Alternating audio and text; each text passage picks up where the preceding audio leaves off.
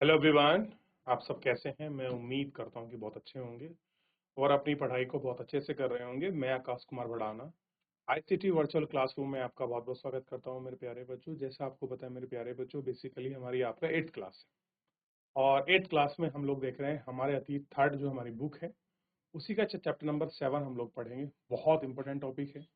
महिला महिलाएं जाति एवं सुधार से जुड़ा हुआ है, यानी कि इसमें आपके महिलाओं के रिफॉर्म की बात भी करेंगे हम, जाति रिफॉर्म भी होंगे और कुछ और अन्य सुधार हैं जो जुड़े हुए हैं हमारे समाज से, तो इन पर हम बात करेंगे।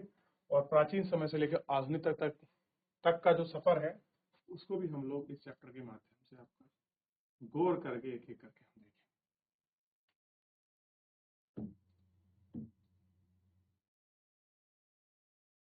महिलाएं, जाति एवं सुधार।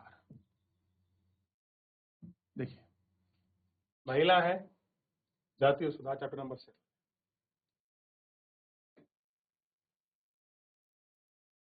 देखिए, क्या आपने कभी सोचा है कि 2 साल पहले बच्चों की जिंदगी कैसी रही होगी? कितने साल पहले? 200 साल पहले, ना कि 2 साल पहले, 200 साल पहले बच्चों की जिंदगी कैसी रही होगी? आजकल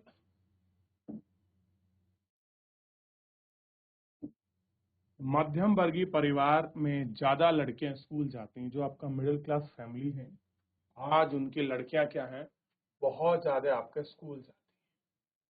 ठीक, और उनमें से बहुत सारी लड़कियों के साथ पढ़ते हैं और बहुत सारी लड़की ऐसी जो आपका लड़कों के साथ पढ़ते हैं। बड़ी होने पर उनमें से बहुत सारी लड़कियां कॉलेज और विश्वविद्यालय में जाती हैं। बड़ी हो गई हैं तो कुछ कॉलेज जाएंगी, कुछ आपका विश्वविद्यालय, बड़ी बड़ी यूनिवर्सिटियां कॉलेज में एडमिशन लेती हैं और वहां आपका जाती है।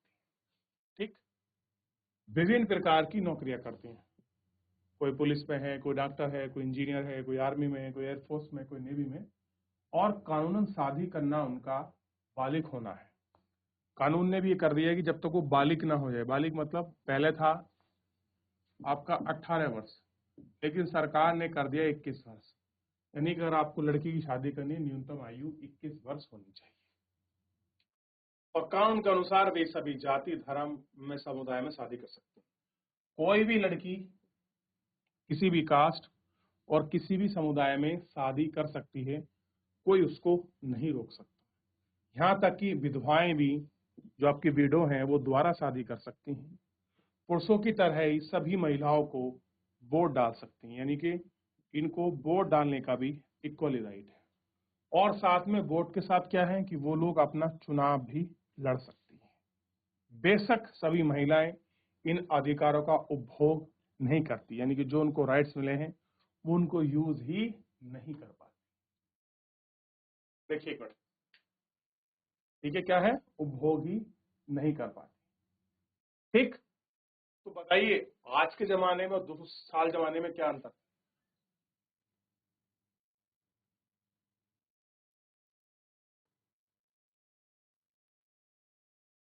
देखिए, आज हमारे पास स्कूल जाना, कॉलेज जाना, अलग अलग नौकरी करना, अलग अलग व्यवसाय करना, एक स्थान से दूसरे स्थान जाना, कोई भी महिलाओं के लिए कोई बड़ी बात नहीं है आज के समय। या कोई समस्या है? नहीं, देश सुरक्षित है, हर जगह जा सकते हैं, काम करने का फ्रीडम है, कानूनी प्रोटेक्शन आपको मिला हुआ है, लीगल सारे आपके पास हैं। तो कोई ऐसी प्रॉब्लम नहीं है जो आपको फेस करनी पड़े। सारी चीजें, सारे माध्यम आज एक स्त्री और पुरुष के लिए बराबर उपलब्ध है। लेकिन यही डाटा अगर आप आज से 200 साल पुराना उठाओगे भारतीय समाज में, तो चीजें आपको बहुत अलग दिखाई देंगी। अलग कैसे दिखाई देंगी? अगर आप उनको अच्छे से पढ़ोगे तो आपको बिल्कुल सारी चीजें बड़े अच्छे से स्पष्ट क्लियर। क्योंकि जो व्यवस्था आज है वो 200 साल पहले आपका नहीं थी। जिस तरह की व्यवस्थाओं को आज रखा गया है 200 साल पहले वो आपका नहीं था। ठीक, आज हर राइट है। गरीब को शिक्षा के मौके मिलने से जो आपके लोग हैं उन्हें एजुकेशन का मौका मिला, और यह नहीं मिल पाते हैं। बहुत सारे परिवार में लड़कियां अपनी इच्छा से पति का चुनाव नहीं कर पाती। आज भी बहुत सारे ऐसे परिवार हैं जहां लड़कियां अपनी इच्छा से अपने पति को नहीं चुन सकती। 200 साल पहले हालत बहुत भिन्न थी। ज्यादातर बच्चों की शादी बहुत कम उम्र में करवा दी जाती थी। हिंदू व मुसलमान दोनों धर्मों के पुरुष एक से ज्यादा पत्नियां रखते थे। कोई आज का चलन नहीं है कि केवल एक ही धर्म समुदाय के लोगों ने एक ही पत्नी रखी हो। दोनों समुदाय में एक से ज्यादा पत्नी रखने का उल्लेख मिलता है, यानी कि हर जगह जो है बहुपत्नी रखने का उल्लेख दिखता है। देश के कुछ भागों में विधवाओं से उम्मीद की जाती थी कि वे अपने पति की चिता के साथ जिंदा जल जाए। इनसे विधवाओं से कैसी उम्मीद कि वे अगर अगर उनका पति मर गया है तो मरे हुए पति के साथ वो आपके जल जाए। इस तरह चाहे वो उनको स्वेच्छा से मारना पड़े या फिर उनको जबरदस्ती, लेकिन उनको मरना था। और इस तरह से जो महिलाएं थी उनको सती कहा गया। क्या कहा गया? सती। महिमा मंडल किया गया। सती शब्द का अर्थ है सदाचार महिला। क्या अर्थ है सती का? सदाचारी महिला। संपत्ति पर भी महिलाओं के अधिकार बहुत सीमित थे। महिला शिक्षा तक महिलाओं की कोई पहुंच नहीं थी। आज जिस तरह से एजुकेशन में महिलाओं को राइट्स हैं, एक जमाने में नहीं थे।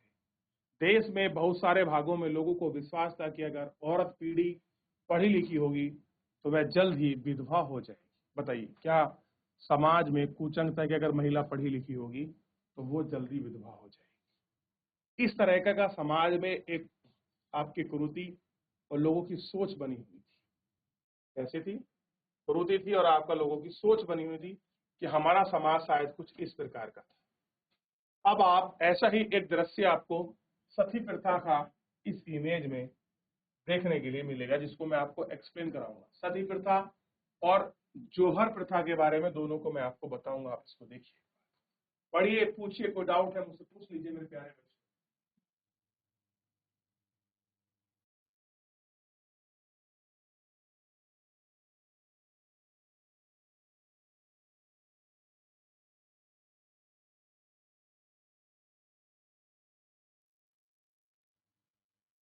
देखिए, सबसे पहले देखिए, सती बालधर सॉल्विन द्वारा बनाया गया चित्र। ये चित्र है। चलिए थोड़ा सती प्रथा को समझने का प्रयास करते हैं, जो भारतीय समाज में एक आपका कुरीति थी। एक दौर था, एक समय था 1829 से पहले पहले, क्योंकि उसके बाद कानून बन चुका था आपका सती प्रथा को लेकर। बड़ा कानून, बड़ा सख्त था। वो कानून क्या था कि अगर मान लीजिए किसी का कोई महिला है और अगर उसका पति एक्सपायर हो गया, यानी कि अगर उसके पति की मृत्यु हो जाती है, तो पति की मृत्यु होने के बाद पत्नी को सती किया जाता था। सती मतलब आपका माता पार्वती से उसको जोड़कर दिखाया जाता था। जब आपका पति को शमशान ले जाते थे तो आपका महिला को भी आपका शमशान ले जाया जाया करता था, और जलती चिता पर या आपकी चिता पर उसके पति को लेटाकर उसको ऊपर बैठाकर उसके बगल में या पास में या फिर आपके सिराने पर, और ढोल आपके नगाड़े बजते थे और चिता को आग लगा दी जाती थी। जैसे ही आग लगती थी फिर उसमें हवन सामग्री घेरते थे, वो चीखती और आपकी चिल्लाती थी, ठीक। और लोग बाग चारों तरफ खड़े होकर उसके अंधाधुंध उसको आग में धकेल देते थे ताकि उसकी चीखें लोगों तक ना सुनाई दें। ढोल और नगाड़े बजाए जाते थे। इस तरीके से कर कर महिलाओं को सती किया जाता था, और ये भारतीय समाज में कुप्रथा आपका बहुत लंबे समय तक चली। जो भी ऊंचे वर्ग थे, मैं ये नहीं कह रहा सब वर्गों में देखने के लिए मिली, जो भी ऊंचे वर्ग थे, ऊंचे वर्गों में, ऊंची जातियों में प्रथा बड़ी आम थी। और यही सती प्रथा अंग्रेजों ने और राजा राम मोहन राय ने बड़ा प्रयास किया कि इस प्रकार की प्रथा को जितनी जल्दी हो सके हमको समाप्त करना चाहिए, इसको मिटाना चाहिए। क्लियर है? और ये पूरी कोशिश में अंग्रेजों ने एक सफलता भी पाई। ये था आपका एक सती प्रथा का इमेज। भारत में आने वाले यूरोपीय चित्रकार द्वारा बनाई गई सती का बहुत सारी तस्वीरों में से एक है। सती प्रथा को पूर्व समाज की बर्बरता के सबूत के तौर पर देखा जा सकता है। कैसी है ये आपका बर्बरता है? मतलब सोचिए, मानवता के खिलाफ, विज्ञान के खिलाफ कितना बड़ा एक आडंबर जैसा हमारे समाज में प्रचलित था। लोगों ने उसको देखा, उसका विरोध किया और नए विचारवादी लोगों ने उसको सुधार की मांग करी। अंग्रेजों के माध्यम से कानून बना और सती प्रथा को समाप्त कर दिया गया। भारतीय समाज में स्कूल ऊपर वाला जीआईसी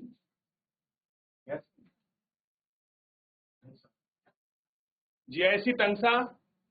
हाँ, मैं आपको सुन पा रहा हूं। आप लोग पढ़ोगे, माइक लेकर चैप्टर को पढ़ोगे बेटा। जीआईसी टंगसा, शाबाश। और नीचे वाला सर,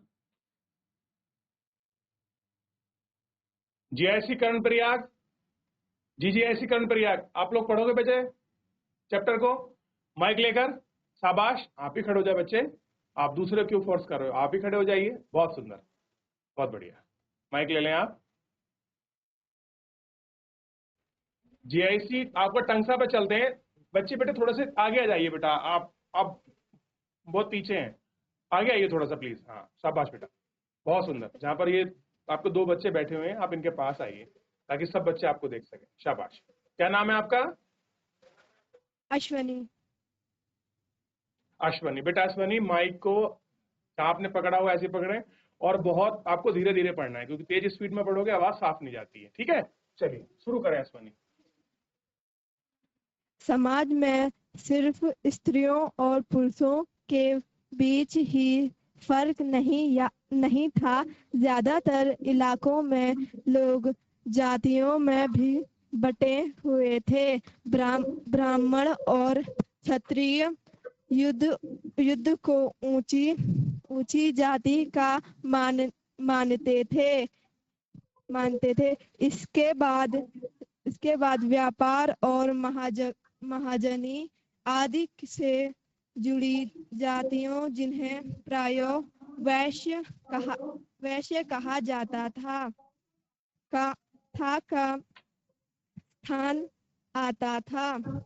फिर काश्तकार, बुनकर व कुम्हार जैसे दफ्तकार आते थे, जिन्हें शूद्र कहा जाता था।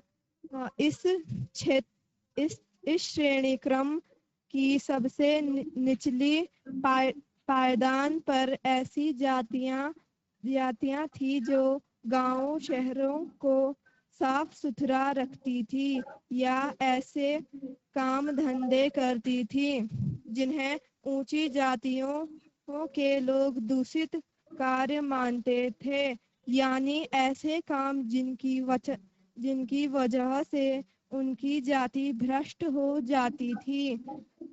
ऊंची जातियां निचले पायदान पर खड़ी इन जातियों के लोगों को अछूत मानती थी। इन लोगों को मंदिरों में प्रवेश करने स्वर्ण जातियों के इस्तेमाल वाले कुओं से पानी निकालने या ऊंची जातियों के आधिपत्य वाले घाट तालाबों पर नहाने की छूट नहीं होती थी। उन्हें निम्न दर्जे का मनुष्य माना जाता था। 19वीं और 20वीं सदी के दौरान उनमें से बहुत सारे कायदे कानून और नजरिए धीरे धीरे बदलते गए। आइए देखें कि कैसा रुकिए बेटा, ऐसा कैसे रुकिए बेटा अश्वनी। और किसी दूसरे बच्चे को माइक दीजिए, कोई और बच्चा पढ़े। आपने पढ़ लिया एक पैराग्राफ, शाबाश। Good afternoon sir. आप कैमरे के सामने आइए बेटा। Very good afternoon. आप कैमरे के सामने आइए। बच्ची जहां पर खड़ी थी आप उनके पीछे आइए, आप मुझे दिख नहीं रहे हैं। आखिरकार कौन पढ़ रहा है? शाबाश, बहुत बढ़िया। आप सामने क्यों नहीं देख रहे इसकी? Good morning sir. Very good morning. क्या नाम है आपका? जनार्दन। जनार्दन, नाम इतना मजबूत है आपका और आप पढ़ने में हिचकिचा रहे हो। चलिए, माइक को अपने मुंह के पास रखना है और धीरे धीरे पढ़ना है। ठीक है बेटा, एक पैराग्राफ पढ़ेंगे आप। चलिए शाबाश, शुरू करेंगे। 19वीं सदी की शुरुआत से ही हमें सामाजिक रीति रिवाजों और मूल्य मान्यताओं से संबंधित बहस मुबाहिसें और चर्चाओं का स्वरूप बदलता दिखाई देता है। इसकी एक अहम वजह यह थी कि संचार के नए तरीके विकसित हो रहे थे। पहली बार किताबें, अखबार,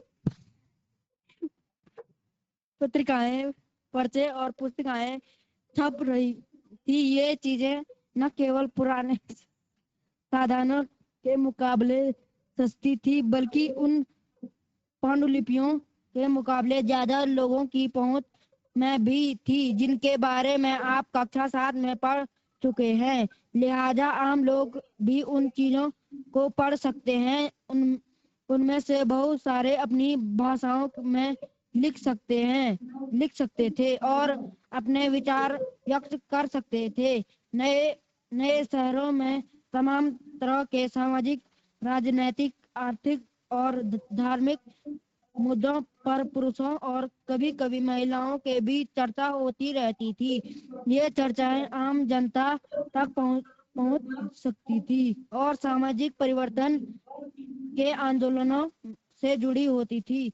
इस तरह की बहसें अक्सर भारतीय सुधारकों और सुधार संगठनों की तरफ से शुरू होती थी। राजा राजमोहन राय 1772-1833 इस तरह के एक सुधारक थे। उन्होंने कलकत्ता में ब्रोम सभा के नाम से एक सुधारवादी संगठन नया बनाया था, जिसे बाद में ब्रो समाज के नाम से जाना गया। राजमोहन राय जैसे लोगों को सुधारक इसलिए कहा जाता है क्योंकि वे मानते थे कि समाज में परिवर्तन लाना और अन्यायपूर्ण और तरीकों से छुटकारा पाना जरूरी है। उनका विचार था कि इस तरह के परिवर्तन लाने के लिए दोनों को इस बात के लिए प्रेरित किया जाना चाहिए कि वे पुराने व्यवहार को छोड़कर जीवन का नया ढंग अपनाने के लिए तैयार हो। ठीक है, बैठ जाइए। राजमोहन राय देश में पश्चिमी शिक्षा का प्रयास। बैठ जाइए श्रीमान जी, बैठ जाइए। बहुत बहुत धन्यवाद आपका जनार्दन जी, आपने बहुत बढ़िया पढ़ा। पुष्पा भाऊ, अच्छा कौन है पुष्पा भाऊ? हाथ तो खड़ा करे, हमें पता चले। मैं हूं पुष्पा भाऊ। चलिए, बढ़िया बात है, आप पुष्पा भाऊ में पढ़ने वाले, ठीक है। और ऐसा पुष्पा भाऊ बनिए, आप अगर पढ़ सकते हैं, कॉन्फिडेंस से कोई चीज को बता सकते हैं तो बनना चाहिए, ठीक है ना। चलिए आइए शुरू करते हैं वापस।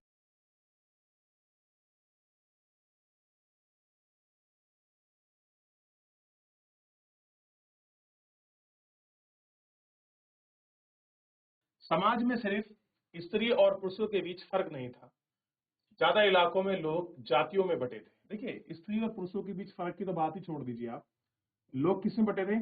जातियों में। और आज भी हमारे समाज का बहुत बड़ा भाग जातियों में बटा है। ध्यान दीजिए, हंसिए मत, मारिए मत बेटा जी, ऐसी टंगसा झगड़ा बाद में कीजिए, मुझे मजबूरन आपके स्कूल में आपको फोन कराना पड़ जाएगा। आराम से बैठिए। ब्राह्मण और क्षत्रिय खुद को ऊंची जाति मानते थे। कह रहे जो लोग ब्राह्मण जाति के हैं और क्षत्रिय जाति के हैं, वो लोग कैसे मानते थे कि हम लोग अपर क्लास हैं, ऊंची जाति के हैं। इसके बाद बचे आपका कौन? व्यापारी और महाजन। ये अपने आप को क्या कहा कि हम लोग वैश्य हैं। फिर आए काश्तकार, जो हाथ का कुछ काम करते हैं, बुनाई करते हैं, मूर्ति बनाते हैं, दस्तकार, उन्हें कहा गया आपका शूद्र। इसी श्रेणी क्रम में सबसे निचले पायदान पर ऐसी जाति थी जो शहर और गांव में साफ सफाई का काम करती थी, ठीक, या ऐसे काम धंधे करती थी। ऊंची जाति के लोग उनको दूषित रखते थे। कह रहे हैं कि दूषित कार्य मानते थे कि जो लोग आपका साफ सफाई करते हैं, कुछ और तरह का काम करते हैं, वो लोग कैसे हैं? वो अच्छे नहीं है, वो निचली जाति के हैं। और ऐसा काम करने की वजह से उनकी जाति क्या हो गई? भ्रष्ट हो गई। सोचिए कितनी बड़ी विडंबना है। कोई देश को साफ कर रहा है, कोई नाला साफ कर रहा है, कोई कुछ कार्य कर रहा है, हम क्या बोल रहे हैं, ये भ्रष्ट हो गया है। बताइए कैसी विडंबना थी उस जमाने में।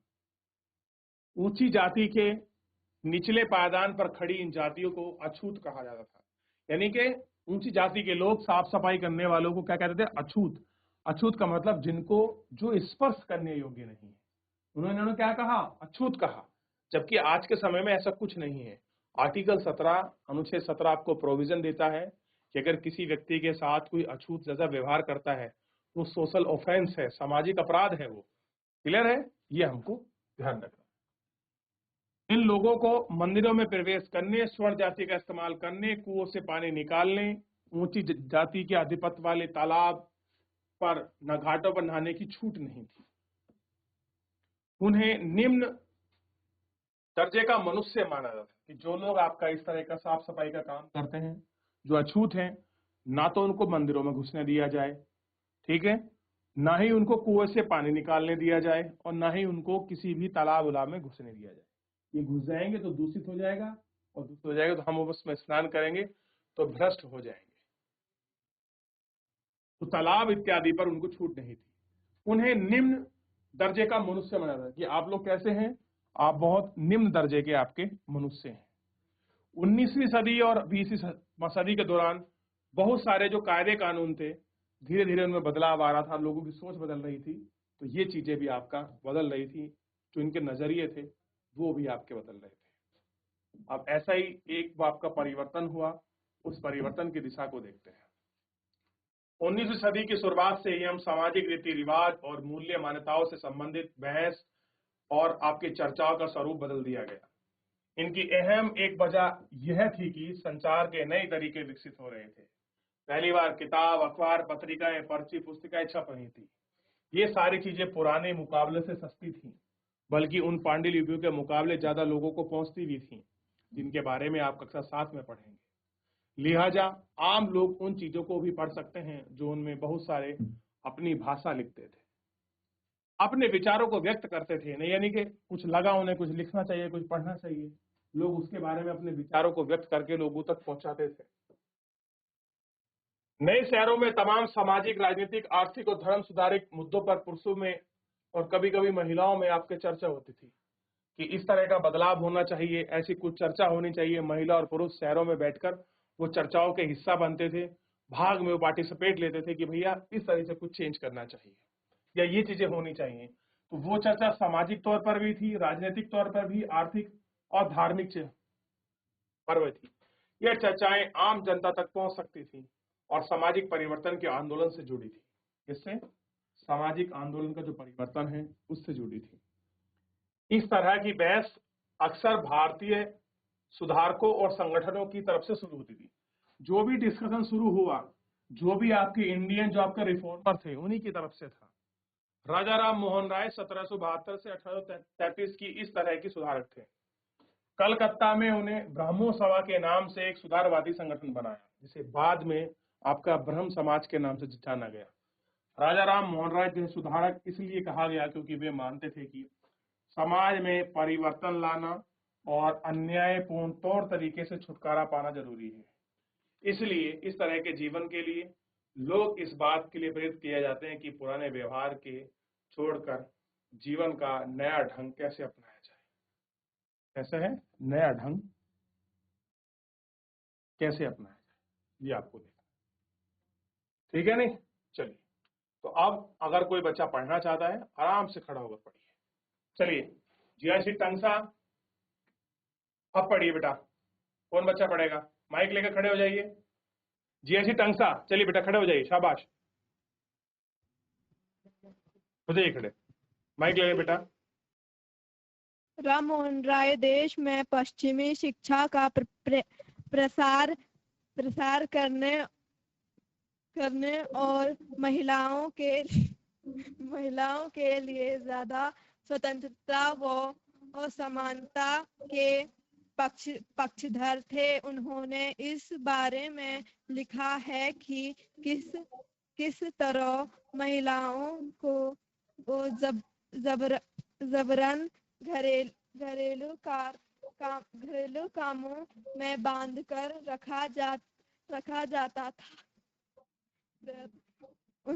उनकी दुनिया घर और रसोई तक ही सीमित कर दी जाती थी और उन्हें बाहर जाकर पढ़ने लिखने की इजाजत नहीं दी जाती थी। विद्वानों की जिंदगी में बदलाव लाने की कोशिश। राम मोहन राय इस बात से काफी दुखी थे कि विधवा औरतों को अपनी जिंदगी में भारी कष्टों का सामना करना पड़ता था। इसी बात को ध्यान में रखते हुए उन्होंने सती प्रथा के खिलाफ मुहिम छेड़ी थी। राम मोहन राय संस्कृति फारसी तथा अन्य कई भारतीय एवं यूरोपीय भाषाओं के अच्छे ज्ञाता थे। उन्होंने अपने लेखन के जरिए यह सिद्ध करने का प्रयास किया कि प्राचीन ग्रंथों में विधवाओं को जलाने की अनुमति कहीं नहीं दी गई है। जैसे कि आपने अध्याय 6 में पढ़ा है, 19वीं सदी के प्रारंभ तक बहुत सारे अंग्रेज अफसर भी भारतीय परंपराओं और रीति रिवाजों की आलोचना करने लगे थे। वे राम मोहन राय के विचारों को सही मानते थे। उन्होंने उनकी एक विद्वान व्यक्ति के रूप में प्रतिष्ठा थी। फलस्वरूप 1829 में सती प्रथा पर पाबंदी लगा दी गई। राम मोहन राय ने इस अभियान के लिए जो रणनीति अपनाई उसे बाद के सुधारकों ने भी अपनाया। अब जब भी वे किसी हानिकारक प्रथा को चुनौती देना चाहते थे तो अक्सर प्राचीन धार्मिक ग्रंथों से ऐसे श्लोक या वाक्य ढूंढने का प्रयास करते थे जो उनकी सोच का समर्थन करते हों। इसके बाद वे दलील देते थे कि संबंधित वर्तमान रीति रिवाज प्रारंभिक परंपरा के खिलाफ है। इस लोकप्रिय त्योहार में भक्त बैठ जाइए पारम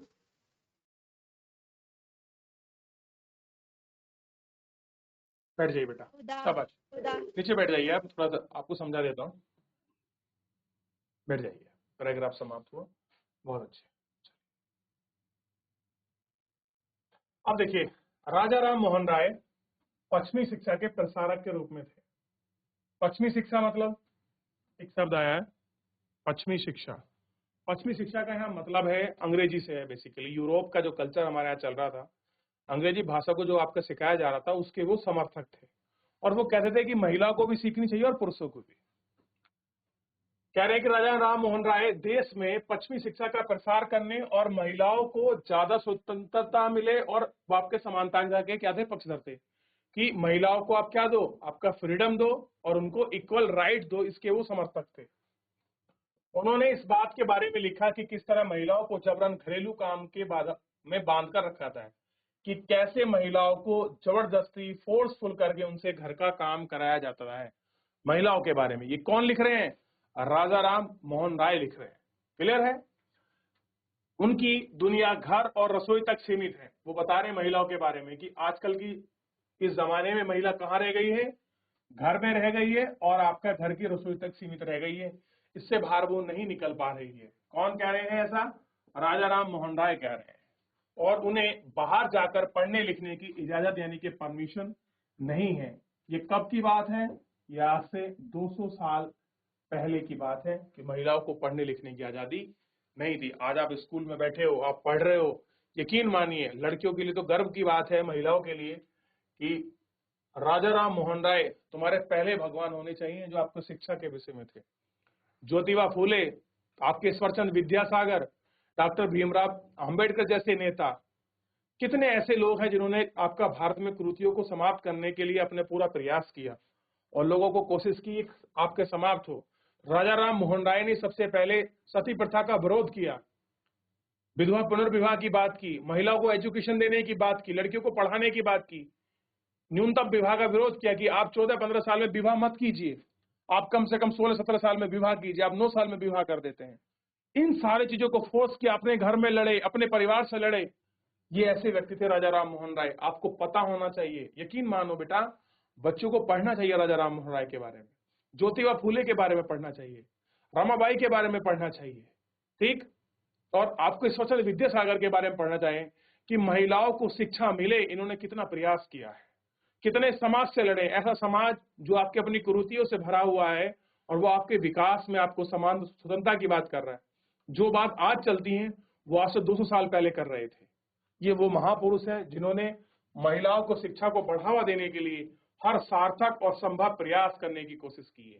आइए, ऐसा ही एक आगे हमें पॉइंट मिला है, विधवाओं की जिंदगी में बदलाव लाने की कोशिश, कि जो लेडीज, जो महिलाएं आपकी विधवा हो गई हैं, उनकी जिंदगी में कैसे हम आपका नया मौका ला सकें, कैसे बदलाव कर सकें, क्या प्रयास किए। पहला प्रयास रहा, राजा राम मोहन राय ने इस बात से काफी दुखी थे कि औरतें विधवा अपनी जिंदगी में भारी कष्टों का सामना करती हैं, बहुत सारे कष्ट उनको मिलते हैं, चाहे वो सामाजिक हो, आर्थिक हो या धार्मिक हो, उनको कष्ट मिलते थे। इस बात को ध्यान में रखते हुए उन्होंने क्या करी, सती प्रथा के खिलाफ एक आपका मुहिम छेड़ी। और सती प्रथा में आपको बता रहा हूं, महिलाओं में होने वाला सबसे बड़ा कुरीति अत्याचार था जो महिला आपका झेलती थी। कब तक? 1829 से पहले क्योंकि यहाँ एक्ट बन जाएगा और उसके बाद ये आपका सती प्रथा समाप्त हो जाएगी।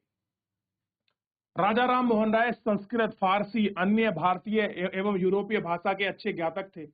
उन्होंने अपने लेखन मतलब होता है लेख, अपने विचार के जरिए यह सिद्ध करने का प्रयास किया कि प्राचीन ग्रंथों में विधवाओं के जलाने की अनुमति नहीं है। लोगों को हवाला दिया कि भाई जो तुम कर रहे हो ना, प्राचीन ग्रंथों का सारा लेके विधवाओं को जला रहे हो, ऐसा कहीं नहीं लिखा है, ग्रंथ कोई अनुमति नहीं देता है कि विधवाओं को जलाना चाहिए। और आप अध्याय 6 में भी चीज के बारे में अच्छे से पढ़ चुके हो। 19वीं सदी के प्रारंभ का मतलब होता है स्टार्टिंग हो रही है। बहुत सारे अंग्रेज अफसर भारतीय परंपराओं और रीति रिवाज के आलोचक रहे हैं। राजा राम मोहन राय के विचारों में सही माने तो ये सारी एक विद्वान प्रतिष्ठा के रूप में थी और उन्होंने 1829 में सती प्रथा पर पाबंदी लगवा दी। अब आपके लिए क्वेश्चन है कि राजा राम मोहन राय ने किस अंग्रेज अधिकारी की सहायता से सती प्रथा का अंत किया था? लिखिए क्वेश्चन। देखिए बच्चे अपने आप में मगूर हैं, कुछ बता रहे हैं, समझना चाहिए, कोई इंपॉर्टेंट चीज है उसको नोट भी करना चाहिए। क्वेश्चन है कि सती प्रथा का अंत राजा राम मोहन राय ने किस अंग्रेज अधिकारी की सहायता से किया था? आप इसको घर जाकर ढूंढ के आइए। फिलहाल मेरे प्यारे बच्चों, आज के लिए इतना ही, मिलते हैं नेक्स्ट लेक्चर में। धन्यवाद।